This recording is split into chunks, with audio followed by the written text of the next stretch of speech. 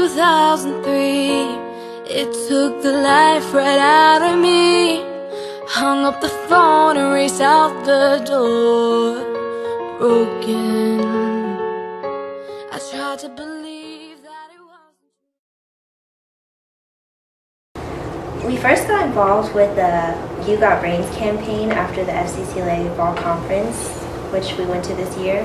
And as a group, we were really inspired by the guest speaker there, named Joel Feldman.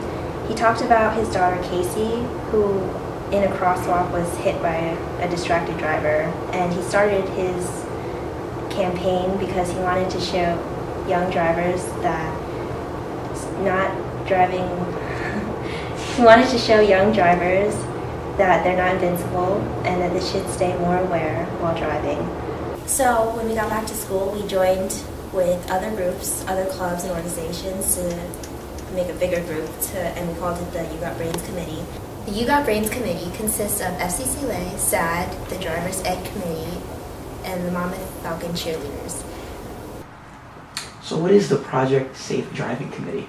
We are a group of students and teachers that are trying to make schools more aware of ways to stay safe on the road. What have you guys done to improve the students' driving safety here?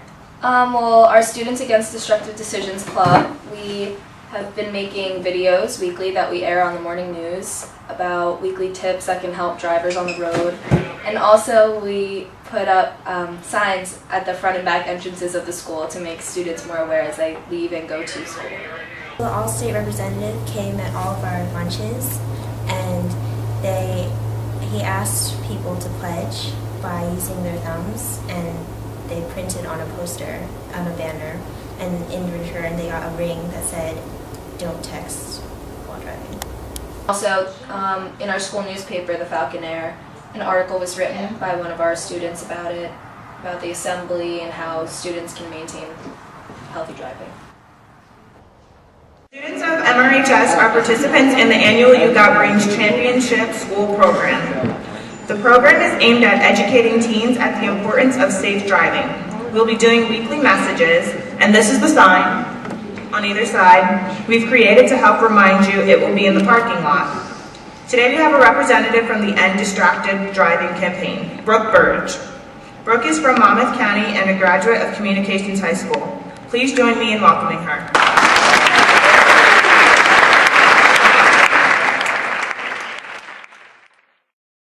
Campaign, and the techs had visited our school to help inform our peers about the dangers of distracted driving and ways to stay aware and save lives to make a difference in our community. Some Facebook posts she put on my wall that I keep because it kind of feels like she's still talking to me. So that's me and Casey. So obviously you can tell I have a close connection to this cause, and we've done a number of things to keep her memory alive, and this is one of the things that we do to keep her memory going. When we started this whole campaign, we decided that we should give a survey, and we decided that we needed to come up with questions that, you know, our fellow students could take home and ask their family members and something, so we could at least have a baseline or something to go off of, just to see like what our students know, what do they not know. I went through the papers that a lot of you did here, and thank you for doing these. And a lot of the first things that came up was that distracted driving is texting or being on your phone. And while that's one thing, it's not the only thing. There are many other things, and a lot of them you guys said was listening to music, talking to your friends, eating, changing the radio, so all those different things. But the main definition of distracted driving is that it is driving while you're engaged in any activity that could divert a person's attention away from the primary task of driving. So in Casey's case, the driver wasn't texting, but he was reaching for a soda at the time. So his eyes were off the road and his hand was off the wheel, and he went through the stop sign. And we also had them fill out an End Distracted Driving survey, which is something that I think was important. A lot of people brought it back. We got a lot of feedback, a lot of great feedback from the community, both from Tinton Falls and Eatontown, everybody who's around here, and I think it was great because it helped everybody to know that it's not just you. You can help make a difference just by passing the word on. Things I wanted to say is that distracted driving is, number one, not a teen problem, that it's everybody's problem. This is something that adults struggle with as well. Secondly, that I'm not here to be telling you what to do. That I know that when I was in CHS that I really didn't like when people would come in and tell me that this is how I should be thinking, this is the behavior I should or shouldn't be doing. I'm not here to tell you you should or shouldn't do something. I'm here to give you information and tell you some stories, and from that you're able to make your own decision. And another great thing is that we found that after the assembly, we heard in the hallways a lot of people saying, I'm never texting again. And people have no problem now with speaking up and saying, hey, give me your phone, let me be your phone buddy, I'm your phone keeper. And that people are finding that there's nothing wrong with saying that. It's not just your life that's at risk, it's the other person's too. And that's something that I think we should always think about.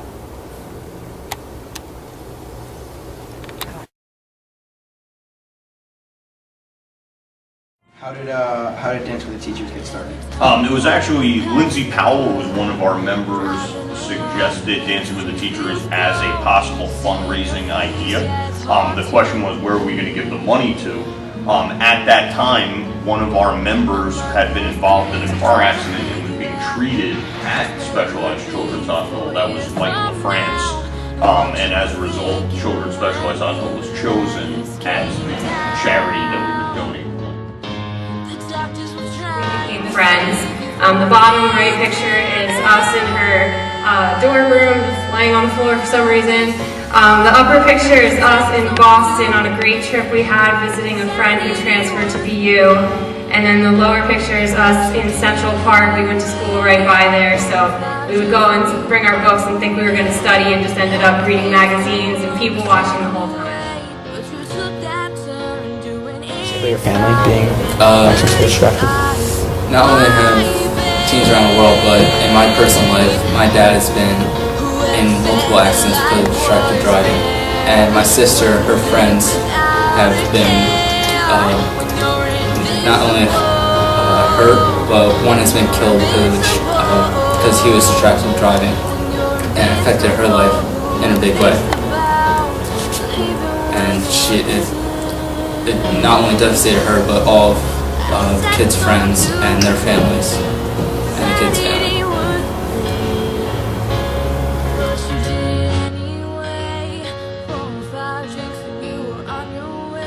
So we understand it's a very serious situation dealing with distracted driving. We know about the dangers of distracted driving, but instead of being left with the idea that it's hopeless and it's sad and there's nothing we can do, all of you have learned that there is something that can be done. Yeah. So you've taken action to make a difference within our school and within our community. So you can make a difference. That's the thing that is the great part of this whole situation. Absolutely. Take a positive action to this. Cool on the straightaway, but you took that turn, doing 85 in a 35. Why, babe?